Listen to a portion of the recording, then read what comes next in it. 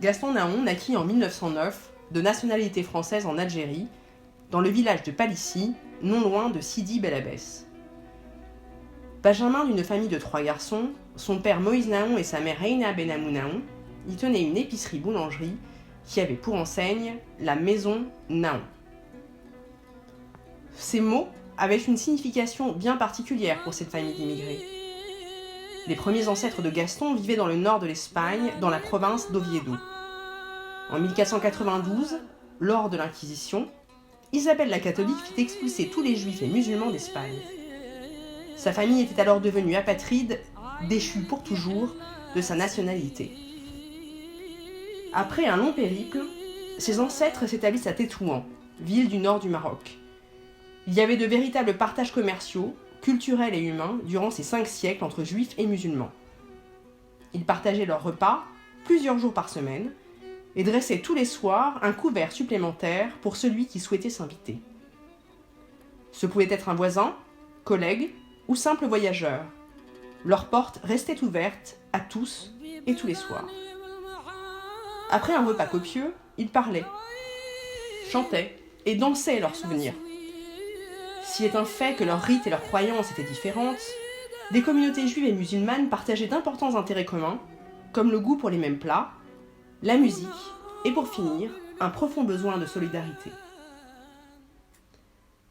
En 1859, l'extrême misère d'une très grande partie de la population de Tétouan, ainsi que la guerre hispano-marocaine, ne laissèrent guère d'autre choix au grand-père de Gaston, Menahem Nahon, que de quitter ce pays qui était devenu celui de ses ancêtres. En 1860, Menahem et sa femme Padouenia posèrent leurs valises à Palissy, en Algérie, avec pour unique rêve celui de s'y établir pour de bon et d'y construire une maison, quel qu'en soit le sacrifice. Ils avaient à peine 18 ans.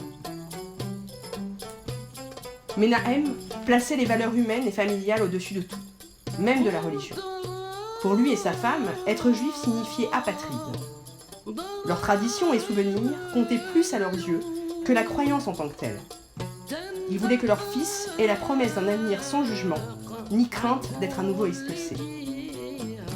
Alors, ils leur transmettent l'amour du travail sans relâche, le respect de l'autre et leur capacité à accueillir toute personne qui en avait le besoin. Comme ses ancêtres, Moïse parlait l'arabe et l'espagnol, mais son père l'obligea à ajouter à cette liste le français. Il ne fallait rien oublier du passé, mais avoir l'obligation de s'adapter au présent.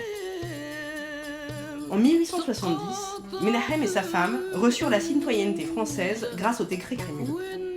En étaient-ils pour autant soulagés ? Peut-être.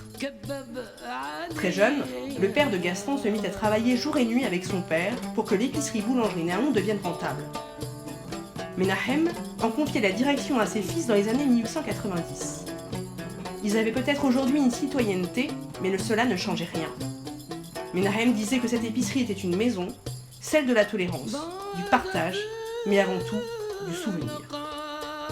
Alors Moïse fit changer l'enseigne et inscrivit entre les mots épicerie et boulangerie, maison, Nahon.